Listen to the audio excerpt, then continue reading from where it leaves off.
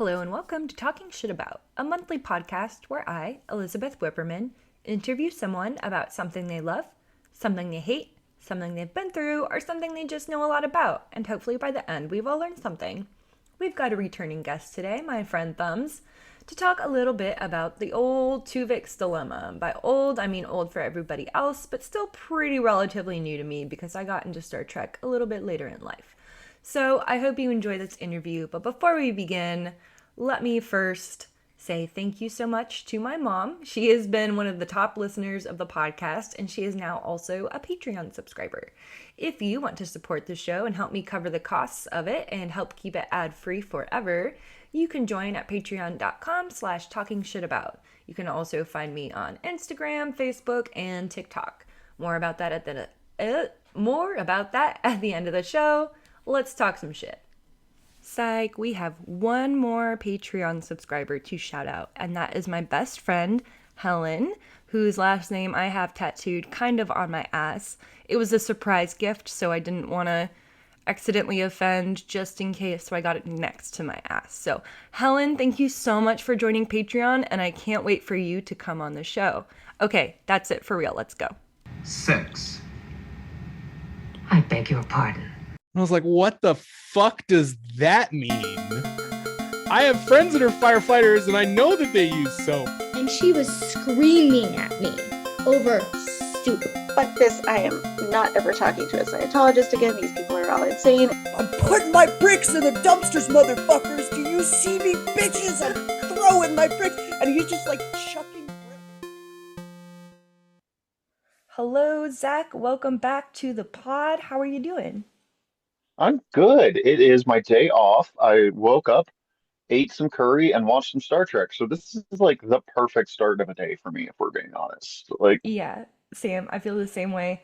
So Zach has been on the pod 3, technically 4 times before. that's right. We did Alexander. Yeah, we did I Alexander knew I was the Great, forgetting one. The Punisher, and then Marvel Cinematic Marvel Universe movies. Yeah, that's it. with Intervoid. Yeah. So for those of you who have not listened to any of those episodes, Zach, do you mind kind of giving a little introduction about yourself and the things that you do? Sure. I am Zach Johnson. I am part of we were the Earworm Podcast Network, but we just recently renamed it the General Nerdery Network, where it currently is only, I believe, 2 podcasts. It's General Nerdery, which is our podcast about liking things with me and my friend Tyler Rees, and our, I guess, permanent guest, because he won't let us call him a host, Stephen Gady. And it is literally just we pick stuff that we like, and we just pick stuff to watch, and then we try to find things that we like about it. And it could range from we recorded Knives Out 2 days ago, like the episode on that, which is, Oh, if you've not seen yes. Knives Out, you gotta. But also, like 2 weeks before that, we did Craven the Hunter, which is one of the worst movies I've ever seen in my life. Never heard of it. But they took the Spider-Man villain, who is basically what if the Russian aristocracy was a big game hunter, and tried to make him a superhero. It's awful. But we still had to we had fun ripping the movie apart, and then we still had to try to talk about things that we did like out of the movie, which was very limited in that one. But we also do like novels or comic books or whatever. And then we also do a podcast called Word Balloons, where we answer your nerdy questions. We've answered a lot of Betty Here's nerdy questions. We have answered questions about Wolverine's dick to trying to explain the X-Men family trees to we've done the Tuvix question on that. I was actually just re-listening to that before this, which I think is one that you sent us. Yeah, and my perspective has changed a lot, especially after watching it today. So I'm excited to get into it because my reaction to him was so visceral the first time I watched it. I was like, fuck yeah, nuke him, get him out of here. And my reaction was very different today. I do like the way that you phrase the question. It's usually like, was Janeway in the right with this moral quandary? And you're like, did he deserve to die? Okay.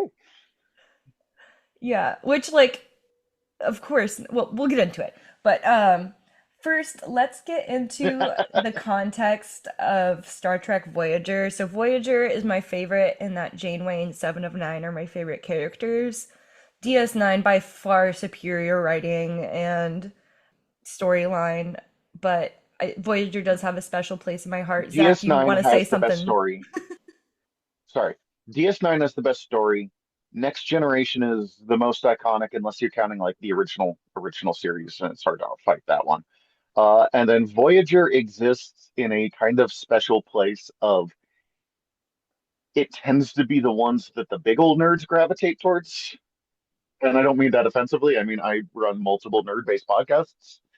It's the one that people are less likely to give attention to, and I think because of that, it gets slept on with like some of its really good stuff.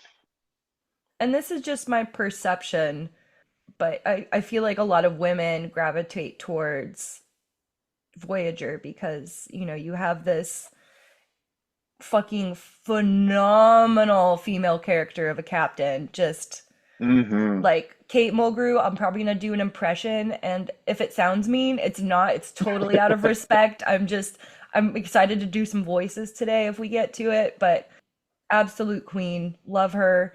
But I think, yeah, and maybe I'm just projecting, but I feel like there's got to be other women that feel the same way. Oh, no, you're not the only person to have told me this before. And like Voyager really was, I don't want to call it feminist Star Trek because that kind of limits it in like girl power. And it really wasn't just trying to be that, but like having the first female captain, having her be different than any other captain we've ever had, and having her be as like, I don't know, I thought they had a really good balance of her of she's no nonsense, but also she likes like Victorian romance Hmm. holodeck stuff, and she adopts every person she's ever met. Yeah. But also, she'll commit some war crimes if it comes down to it. Like that woman made some ethically questionable decisions in ways that made for Yes. pretty interesting television. Yeah. I think one of the things that I gravitate towards is she leads with the heart, for better or worse, which we'll get into, of course, in this episode. Very Um, in play this episode. Jesus Christ. yes. So for people who have not heard or not watched Voyager, what is the context of where they're at in space, around the time of this episode? Okay, so in the world of Star Trek, okay, sorry, my very loud cat. I don't know if you can hear that. We have very loud animals in this house. This is a Uh, pet-friendly podcast.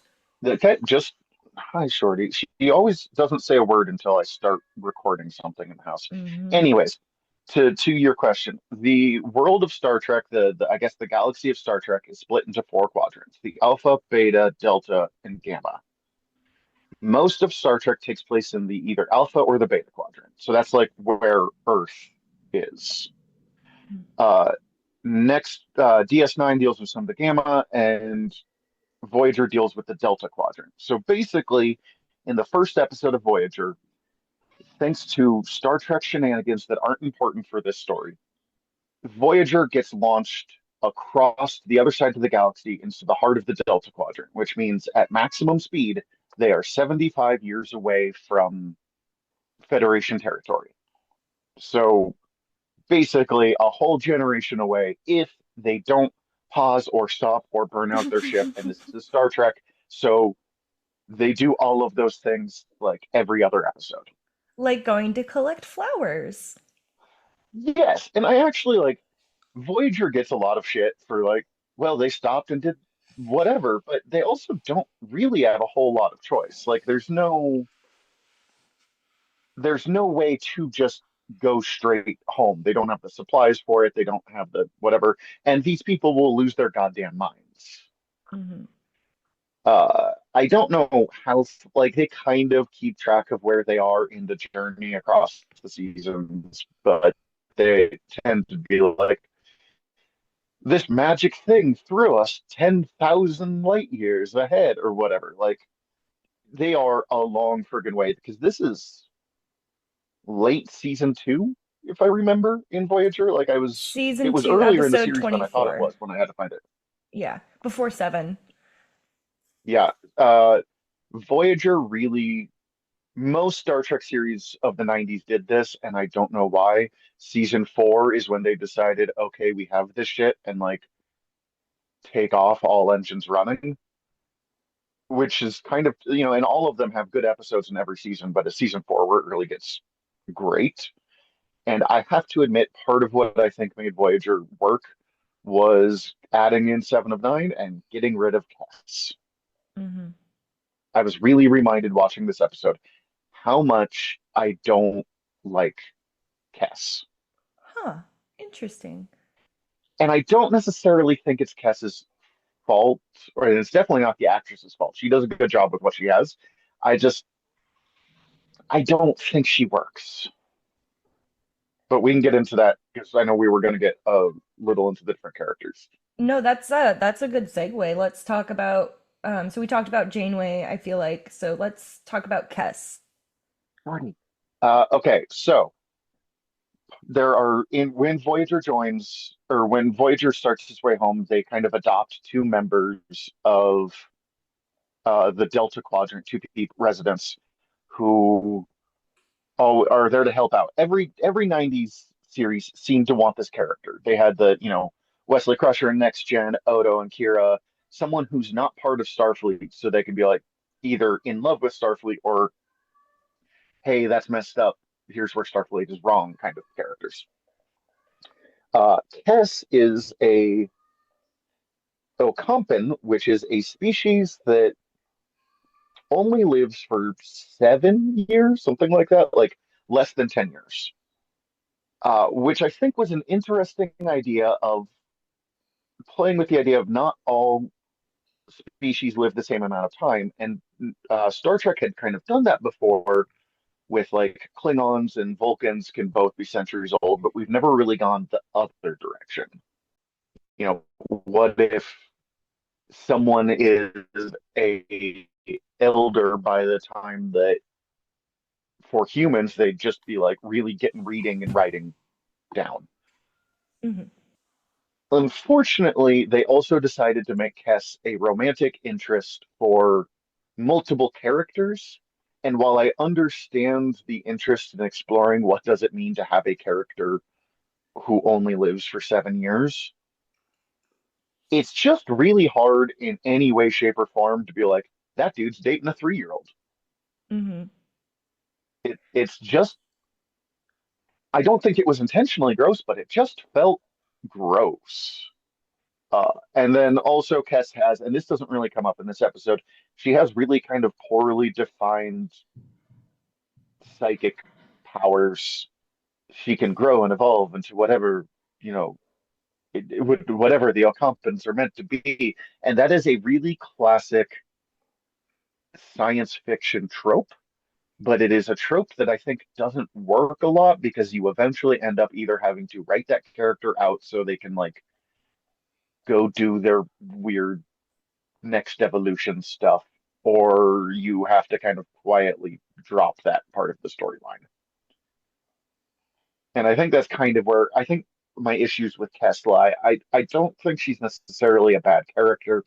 I think they had interesting ideas with her, but then when it came to like put her in stories, they never quite knew what to do other than have her be soft spoken and like almost Troy without the psychiatry training. So her job for most episodes was to like be like, "How are you feeling?"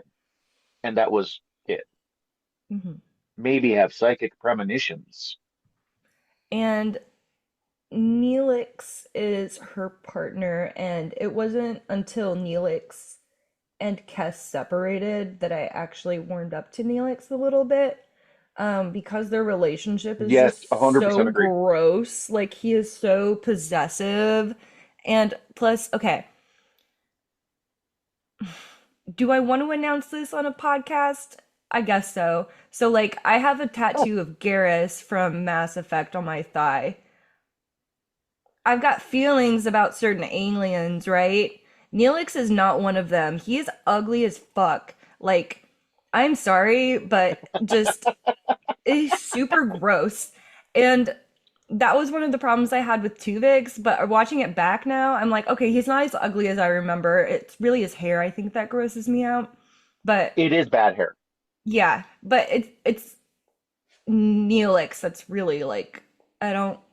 And this is I'm gonna throw in an aside here. So at the beginning of the pandemic, there was a reunion via like Zoom of all of the cast member, not all of the cast members, but a lot of the cast members from Voyager. And most of them had like semi-professional setups or at least like a nice background or whatever. And the actor that plays Neelix, like, I'm not trying to throw shade at him, but like the energy was just totally different than the rest of the actors. Like, it was kind of like a darkened room, and like his jokes were like borderline offensive, like kind of like edgy sexual humor, like nothing that like crossed the line, but like anytime he opened his mouth, it was just kind of like awkward, and he like didn't talk much. But anyways, that just kind of like I don't know, furthered my like opinions about Neelix, I think. But yeah, what are Neelix your thoughts on is Neelix? maybe Neelix is maybe one of, I don't want to say the most divisive because it's mostly people who fucking hate Neelix and then people who are like, come on, he's not that bad. He grows a lot over the course of the show. Uh, but Neelix is like Wesley Crusher levels of hateable on Star Trek fandom. And I think it's kind of undeserved on both ones, but it's kind of hard to defend Neelix at the same time. Because again, I don't think they always thought things through.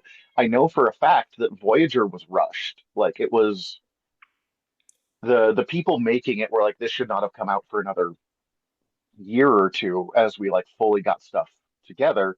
But with Next Generation ending, I think it was UPN that owned them, was like, nope, time for more. Got to get more Star Trek out here because Next Gen was such a huge show. Like we forget how big of a draw Star Trek was in the early 90s, like just people sitting down to watch it every week. It wasn't just the me's of the world.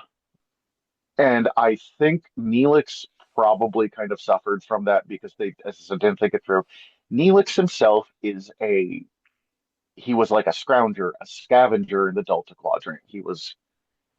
He originally joined them because they had an unlimited supply of water and he wasn't used to that.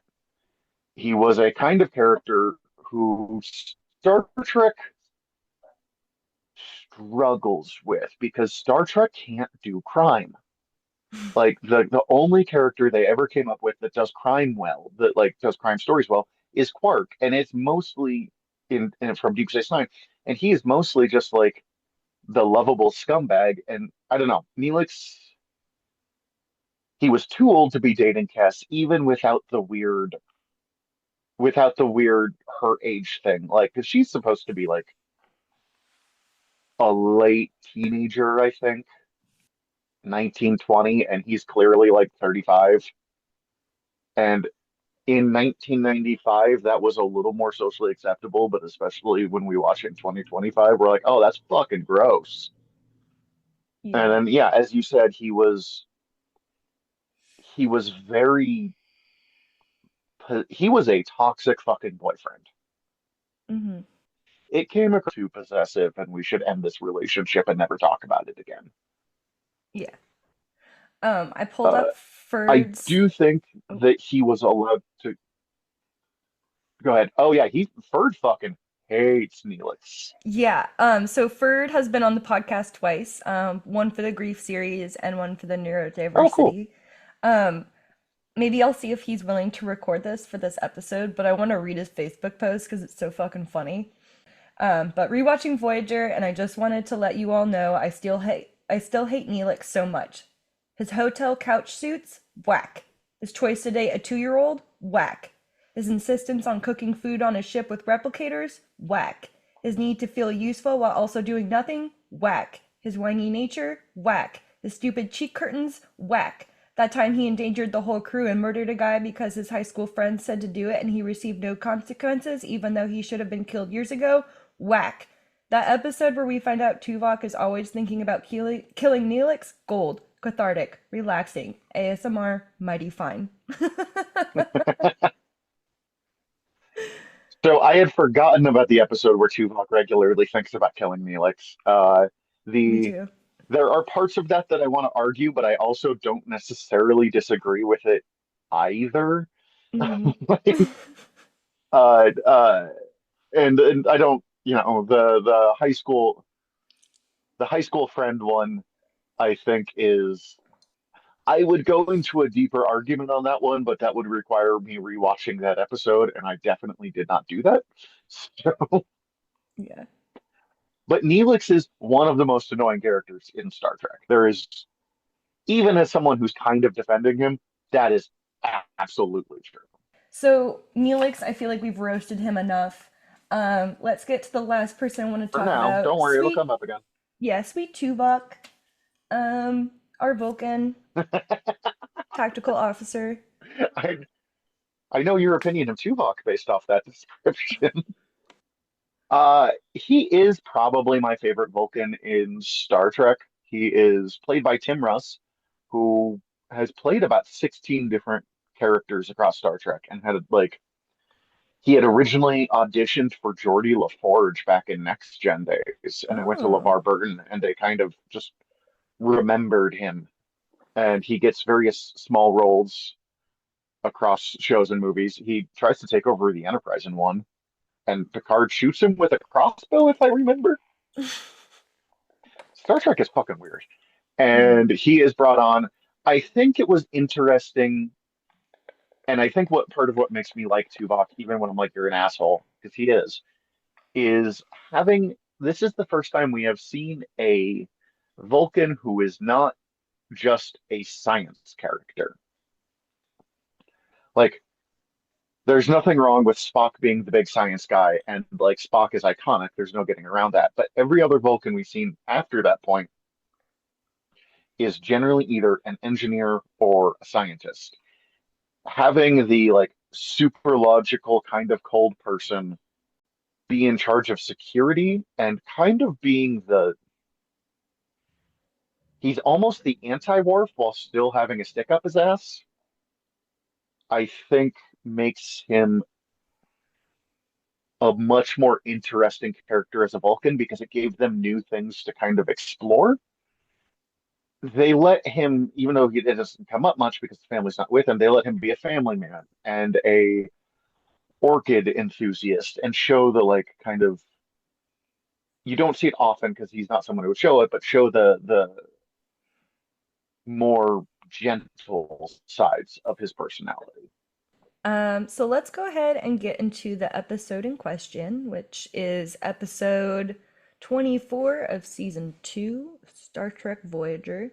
So essentially, Voyager's trying to get home, and Tuvok and Neelix are on an away mission on a planet to collect an orchid because Because I think they said because that there was like possible medical uses of the plant or something. Like that was a very Voyager thing to do and I kind of wish they had explored it more, but like, oh, here's a plant that could be useful for medical stuff because we just can't go to a resupply station. Or here's, we need phasers or whatever. Like, mm, yeah. but And the answer usually ends up being because. And then so Neelix and Tuvok, they're like kind of poking at each other's personalities. They keep telling the other one to quit acting like themselves. Meanwhile, up on Voyager, they're having transporter issues, but they're like, yeah, it's probably fine. We can beam them back, like whatever. And then when they are beamed back to the ship, Tuvok, Neelix, and the Orchids are combined into one entity. This entity eventually names itself Tuvix, himself Tuvix. and He it's has. Oh, go ahead. Oh, I was gonna say, and like they used the Deus Ex Machina of there was something weird about the orchid that made it happen because like they never really bothered to explain why or how this happens. Just like, oh, something happened, can't undo it. Yeah. And Tuvix has the same memories as Tuvok and Neelix, but they are one consciousness. So it is one new person, arguably. That is a big topic of discussion about this episode. One thing I think they did really well is instead of having Ethan Phillips or Tim Russ play the character, they got a third actor, Tom Wright, to play Tuvix. Hmm. And I think that was a really good decision because if they had just done, Tim Russ, but put some more Neelix stuff on him or vice versa, it would have been harder to believe that this was a distinct third personality. You would have been like, oh, that's Tuvix or that's Tuvok with some Neelix tossed in, as opposed to a person who could play a completely different character. And it made it more believable to me that he is a third entity. Yeah. And like the first time I watched it, especially, I was like, oh my God, gross and weird. And I realized as I was watching this, not only his looks, but his personality, the parts that I don't like about Tuvix are the Neelix parts. Um, like when I, like when Tuvix he's is a weird talking with, looking fucking dude. yeah, like when but his voice is great. Like I was listening to it today because Mhm. I was doing other stuff while I was watching, and so I was like, oh, I actually like his voice a lot. When Tuvix gets first, transported on the ship, he gets, he's like, I should probably go to sick bay. And Janeway, she's there, she's like, what the fuck? She kind of gives him like a little nasty look before she leaves. Like she kind of gives him like a once over. And Kes just looks super uncomfortable like the whole time. And I that, Janeway kind of has to give, I think, those. I don't know if it was nasty look but that like Jesus fucking Christ, now I have to deal with this look that she mhm. has to do a lot. Because like there is a level of wackiness that I think every Star Trek captain has to deal with. And one of the things I liked about the show Lower Decks is that it really kind of like acknowledges how fucking weird their jobs are, to be expected. But again, Janeway has to do it with no backup, with no one that she can like. Yes, I know that all Starfleet admirals are either useless or evil, but at least you can like call and try and pass the buck up and then make an ethical decision from there. She doesn't have that. She's I just feel like that look was her being like, this is going to be a pain in my ass, and I don't even know how yet. I just can feel it. Interesting. That's a really good perspective. I like that. Also, yeah, I'd never thought about, the Admiral thing. That's a really good point. Like, and that's a comment I saw quite a few times online was, this outcome would have been totally different on the Enterprise or, somewhere else in a different situation. DC and I got talking about this. How it would have gone on Next Generation is Picard would have begged him to be like, no, no, the life of the other two officers. And then he would have not been able to command Tuvix to go through with it. But then some wacky thing would go on, and Tuvix would get critically injured. And as he dies, lets them do the thing to bring back the other two, so at least they can live. Nope. So, Janeway oh. just straight up like tied. Nope. Sorry, I'll save that. So Kes is running tests on Tuvix. Again, she's like super uncomfortable this whole time. He calls her sweetie, and she's not about that shit. She's like, peace out.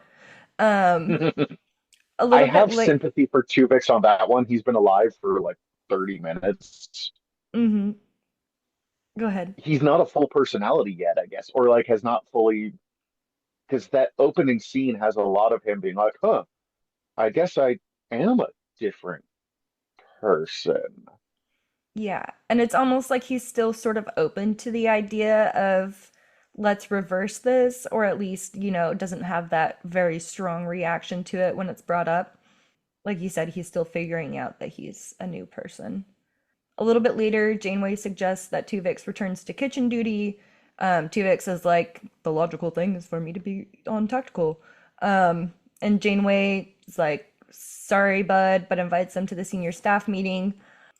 I And will then, say right there, Janeway is giving him a lot of like leeway. Like it would be insane to be like, hello, you are a possibly unstable merging of two diametrically opposed people. Why don't I put you in charge of the photon torpedoes? Like, hey, why don't you do some kitchen stuff first and talk with the crew before we give you that job? Is like good captaining. And plus, like, if Tuvok had gotten merged with like Chakotay or somebody like that, I could see, him like moving up the ranks a little bit faster, maybe. But like, fucking Neelix, dude, the goofy ass chef who's dating a child, like, probably again not on tactical. Yeah, like cooking. You can be a cook. That's okay. Yeah. And then later, Kes and Tuvix are at dinner together. Tuvix is This is again the part where I really don't like him because he's still that Neelix like pushing himself on Kes kind of, but he puts his hand. But I also understand why he's doing it. I'm not like, what an asshole. Like, he loves this person. He spent however many years with them. It would be incredibly hard to like just cut that off. But he places his hands on her hands, and she's like, "Yeah, I gotta go like right now," and bounces. The Go ahead. problem with Neelix is because you are absolutely correct, and I agree. I feel sympathy of him, but he has the combined lack of tact of the most annoying person to ever serve on a Starfleet ship and a Vulcan all at the same time. Hmm. And then the doctor, when he's talking to Tuvix later, he's like, this is a condition. This is terrible. I feel like I've lost two patients. So there's like this big sense of loss. And we see that again with Kes too. She's like, I feel like I've lost both of them. And then Tuvix, again, is not reading the room, professes his love to Kes, and she's still not about it. He, again, does not read the fucking room and kisses her goodbye. And again, she's like, not about this. And then later we get a They little keep girl. almost reading the room. Like, because he has that bit where he's like, I understand that this is like weird for you or difficult, and I just have to tell you how I feel. That, I think, is maybe a legitimate thing. I That's am trying valid. to look Yeah. at this as much as possible from Tuvix's perspective and having that, like, I know that you are still dealing with the fact that you don't have Neelix or Tuvok, who is sort of your like sensei kind of thing. So I am going to tell you about these feelings and then go, that's fine. That would have been okay. But then he's just like, what if I kissed you goodbye? And I'm like, dude, you gotta fucking like I keep being with you like 80% of the way, and then you just keep going a little too far. Yeah. So Janeway and Cass have a little girl talk after this about Tuvix. Cass very clearly, as we can tell, admits she doesn't have feelings for Tuvix and is hoping that the doctor can find a way to separate them. And Janeway gives the only real sound advice in the episode, or at least from herself, which is to give it time. Just take time. And over the next few weeks, we kind of do what is it called? Like little montage of, time Hmm. passing. Tuvix is giving Cass more space. Janeway is warming up to Tuvix, and Tuvix is kind of becoming part of the crew. And then, I guess, sort of the climax of the episode, or leading up to it, Tuvix is playing pool with the boys. Kes comes in and they have a sit down conversation, and she officially friend zones him. She's like, oh, well, sort of, with a caveat. She's like, I'm not ready to just jump back into this. And I love his response at first because he's like, I understand. I love that. That's great. And then she's like, and I'm willing to allow it to grow, but it's going to take time. And again, he's like, I'm fine with that. I'm cool with that. So just in the moment where things are starting to like click and he's becoming, a member of the crew and his own person, the doctor calls him over the, I was going to say intercom. That's not the right word. What's the word, Zach? No, I think it is intercom. Okay. The communicator. Communicator, Tuvix to sick bay. And then the doctor shares that he has a theory of how to return Tuvok and Neelix together. But Tuvix has a very strong reaction. He is like, quote, I don't want to die. Real quick before we go on. Hmm. One, I actually have a really like deep love of the fact that they tell this entire story in a one-off 45-minute episode. Like I think that they do a really good job with it. and it's a lost art in media anymore to just do one and dones. Mm-hmm. Everything has to be like season long arcs. But I do think that having this be like a just a 2 or 3 episode story, if not a like season long arc, and I understand why that's not practical for the needs of the show, would have given a lot more power to this moment Mm-hmm. because we had they said several weeks pass over the course of like maybe 5 minutes of TV time. Mm-hmm. And so on some level, like when Tuvix is like, well, I don't want to die, I'm my own person, you're like, but yeah, but we need Tuvok. But like I think if we had gotten more time with him, it would have made the dilemma more impactful, but I also don't know how they could have done that from a practical standpoint. Mm-hmm. So next we see Janeway and Chakotay, oh Marty, discussing the situation, and Janeway asks, at what point did he become an individual and not a transporter accident? And then she calls in Tuvix and excuses Chakotay. And she says, I want to get I want to get your perspective before I make a decision. And then Tuvix says, it's my life, isn't it my decision? He's right. I'm sorry, but he is right there. Like, He is. Absolutely. And so I think one of the questions that comes up here is, are Tuvok and Neelix still alive? Is alive even the right word? You don't have to have an answer to uh, that, but I've heard people try to say this. No, I was just thinking, like, I've heard people try to say this is like a commentary on abortion, and it would be the world's worst like commentary on abortion if they no, tried. it's But it not. really is just, yeah, exactly. I'm with you. Uh, it is. It's just the trolley problem, just given a sci-fi lens. Like, That is one of the Reddit comments I have, actually. they are, for all functional purposes, dead. Because, like, unless weird outside forces, in this case the Doctor, are put in there, they're not here anymore. So, like, I I agree that I kind of agree with Tuvix on that one. Like, it's you would have to kill him to bring them back, and there's questions of bodily autonomy on that I have significant issues with. Yeah. I think I might as well get into the comments that I found online now, since we're like already on the topic, and then we'll, go back to what happens in the rest of the episode. But since you mentioned the trolley problem, I'm going to read this comment. This is from Reddit. It's a great episode of Trek for sure. I absolutely sympathize with Janeway. The decision in front of her was not one where there was a correct answer. It all came down to the trolley problem. Do nothing, kill 2 people. Do something, kill 1 person, save the other 2. At the point she makes her decision, she basically has to weigh up the rights of Tuvix, a living, sapient being, exactly the new life she seeks as a Starfleet officer, but also the rights of Tuvok and Neelix, who were unwilling victims of a very reversible accident.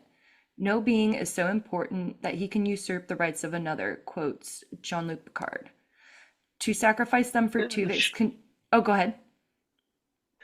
I I don't disagree with what they're saying, but like that no being is more important than the life of another, whatever the specific Yeah. sentence was. Also applies to Tuvix, which is where it gets complex. Two things that work in Janeway's favor, but I can save that. Yeah, I get the same feeling from that quote. It's like, well, I feel like that more so justifies keeping Tuvix. And then they go on to sacrifice them for Tuvik's continued existence is also an ethical quandary, not just because she is a Starfleet officer, but she's also their captain and they didn't consent to being killed for Tuvix's life. Janeway has to consider that as well. Some people write Neelix and Tuvok as off as dead, but they aren't their status. But they aren't. Sorry, the grammar's a little off. No shade. But they Yeah, aren't It's But Reddit. they aren't. Their status is more fluid than that. It's more akin to them laying on train tracks, or that they are both comatose and Tuvix's life is dependent on Janeway agreeing to harvest their bodies without their permission to ensure that Tuvix lives. Personally, if I were to point to one part of the episode I disagree with, it's that someone composed of Tuvok, a veteran Starfleet officer in Vulcan, and Neelix, an all-around nice dude, wouldn't be willing to sacrifice themselves to save another two people. That's the part that breaks the episode for me. So I don't really But necessarily that's agree brought with, up in the episode. They talk yeah, about that. yeah. I just thought it was interesting to bring up the trolley problem. Like I said, I don't agree with everything in this um, Hmm. perspective. But they are absolutely right when they say, there's not necessarily like a correct answer, I don't think. And that's, No, like the way I'd put it is that Janeway was wrong, but I don't know if there was a right answer. But let's and go through the rest of the episode and then we can kind of. yeah, well, that brings me up Oh, to sorry, this go ahead. other comment that I found, which had way too many upvotes, in my opinion, which was Janeway was correct. She restored the lives of two valuable crew members. Never understood the controversy around the episode. And it's just Has that like man never seen Star Trek before? the fact that this man is kicking and screaming saying please don't kill me doesn't scream controversy to you. Like, that's unhinged. What? And then this comment underneath that had three fucking downvotes, so I upvoted it, so now it only has two. But this comment was, she simply had no legal right to do what she did. She committed murder. And it's like, and just the fact that it was all downvotes, I'm like, come on, people. Yeah, Yeah, I hate Reddit. sociopaths. But this is maybe the most intense question in Star Trek fandom outside of like how much do Kirk and Spock want to fuck, and that one's just generally like agreed upon. But like I have met Star Trek fans who hate the character of Janeway entirely, think there's no redeeming features to her because of the choices she makes in this episode. I also know people who, I mean, and you kind of are one of them, or at least were before rewatching here, that was just like, fuck Tuvix. And I always thought that was funny as hell, but Yeah, my gut reaction versus my more nuanced critical thinking reaction, I suppose.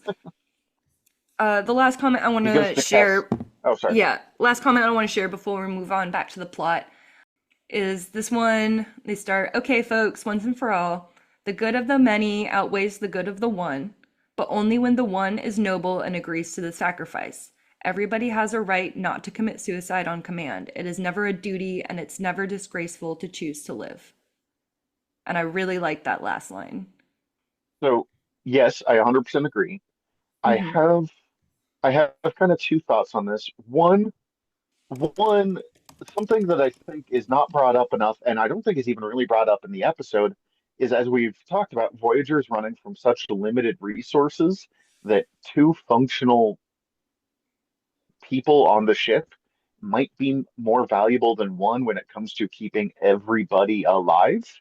And that is the kind of thing that, like, if this were Battlestar Galactica, they would have dealt with that in a much more cold-hearted. And I don't like that because from a moral stance, it's way more convoluted.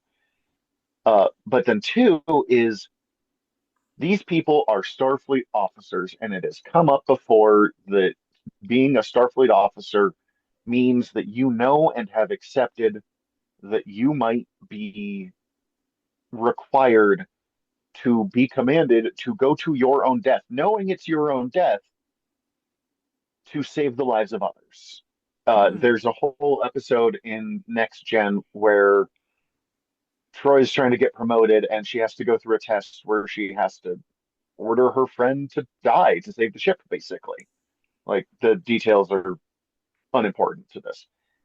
Tuvix was operating as a Starfleet officer, and I think there is an argument of because of the kind of agreements of Starfleet, there is a way that he can be ordered to die to save another two officers.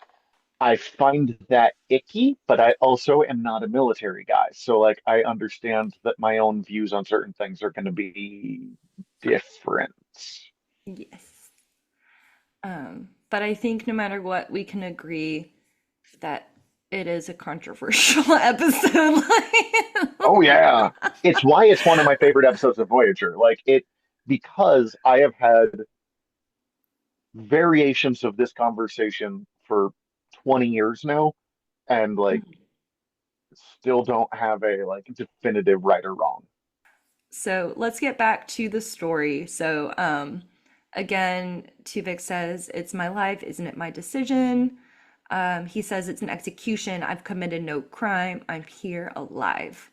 And then he says, "I have the will to live of two men. I'm flesh and blood, and I have the right to live."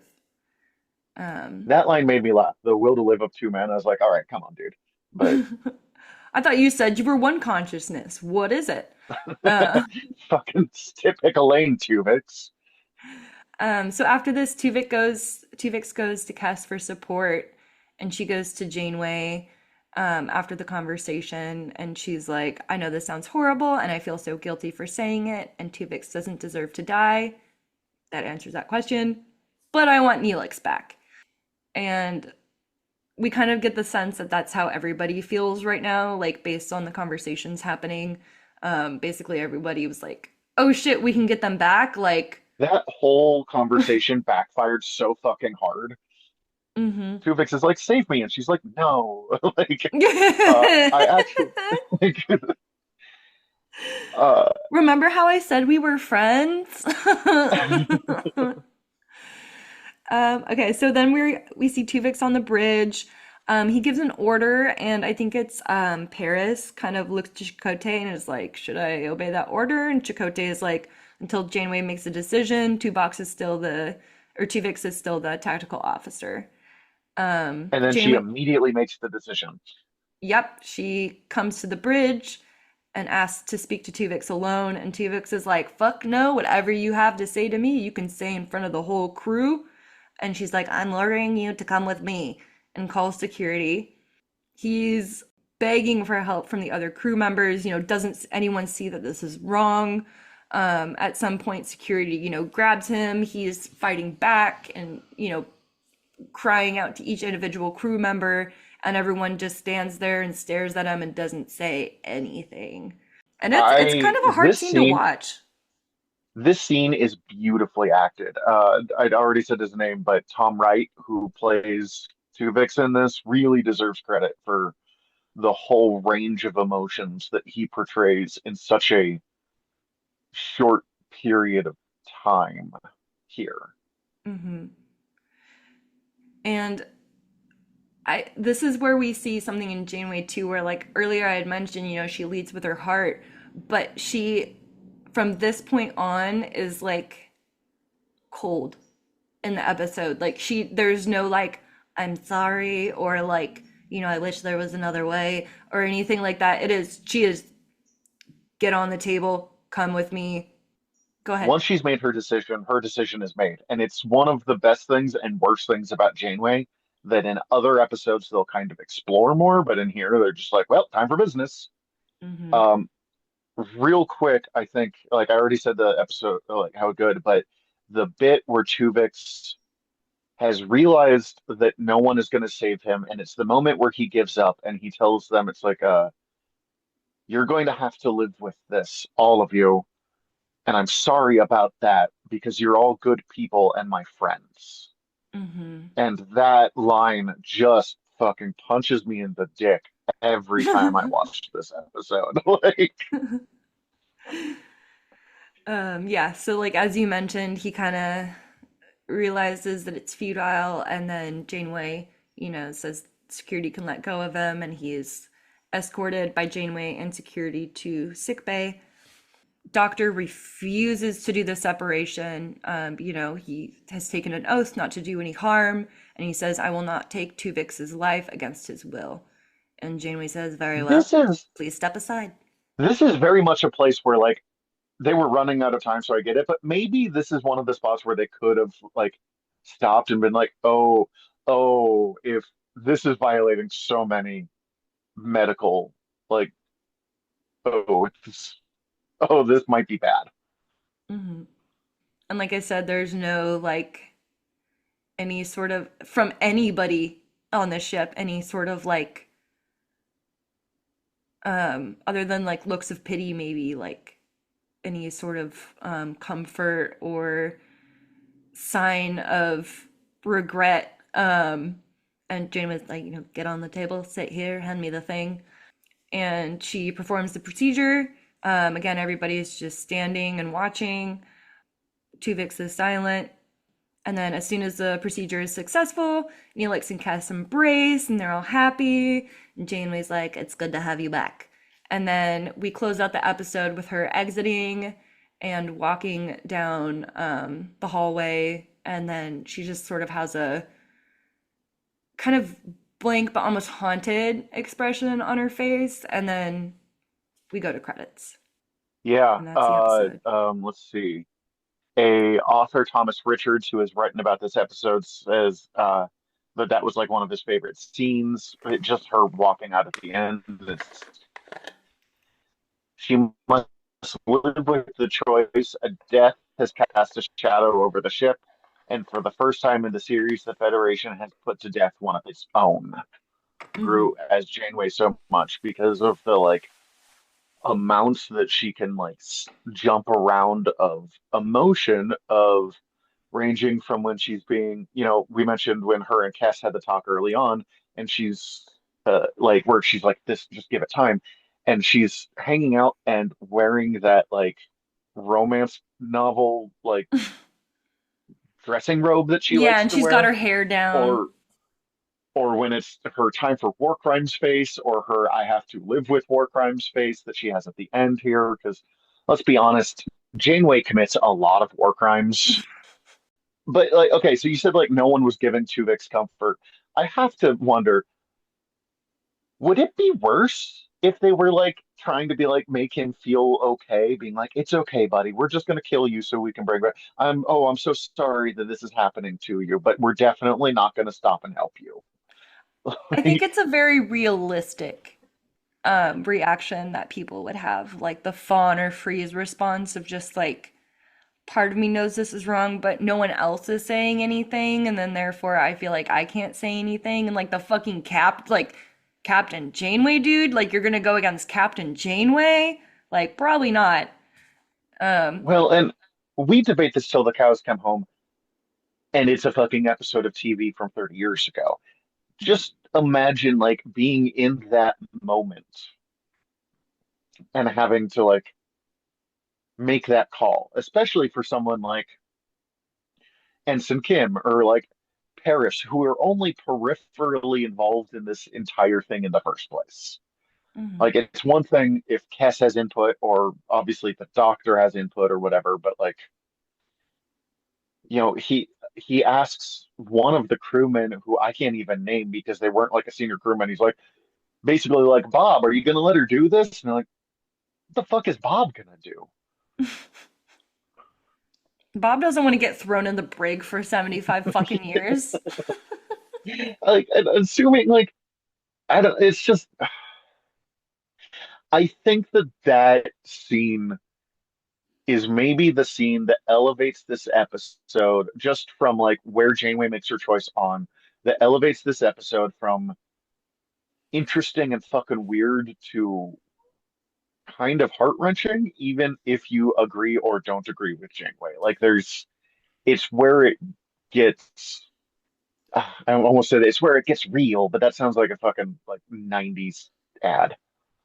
My perspective, I've mentioned this earlier, has totally changed. Like the first watch through, you're watching it for the first time, you're just there to kind of have fun. Janeway, glad she did it, glad I wasn't in her shoes. Now I feel totally different. It's like a total 180 where it's like I would not have been able to do that if I were in her shoes. Like somebody telling me I don't Agreed. want to die, like that, like they say they don't want to do it, that's it. Not gonna happen. And like having to accept, that Tuvix or Tuvok and Neelix are gone. But then also again, like their memories live on in this person, you can like adapt and find ways to like honor those parts of him while still accepting Tuvix. And it's fucking Star Trek. Like, find a way to make 3 fucking people. Although I I would know actually that's very argue much a that it's better for Voyager to have Tuvix in terms of resources from like a very capitalist perspective, because you have one staff or crew member that has the skills of 2, and you only have to feed one person and, sure, compensate them or but if whatever. anything happens to Tuvix, that's the equivalent of 2 people out. And That's also you true. have to take someone off of their job to do Tuvix or to do like okay, so he obviously takes over Tuvok's job. But that means you have to take someone off of their job that's probably more important to do Neelix's fucking cooking or whatever, which does get weird because in the early episodes they talk about like how there's really limited uses of the replicator, and then they sort of just stop talking about that as the series goes on, Hmm. but they still have Neelix being the chef all the time. No, I mean I agree with you. I would not have been able to do what Janeway does, and I think it is morally wrong.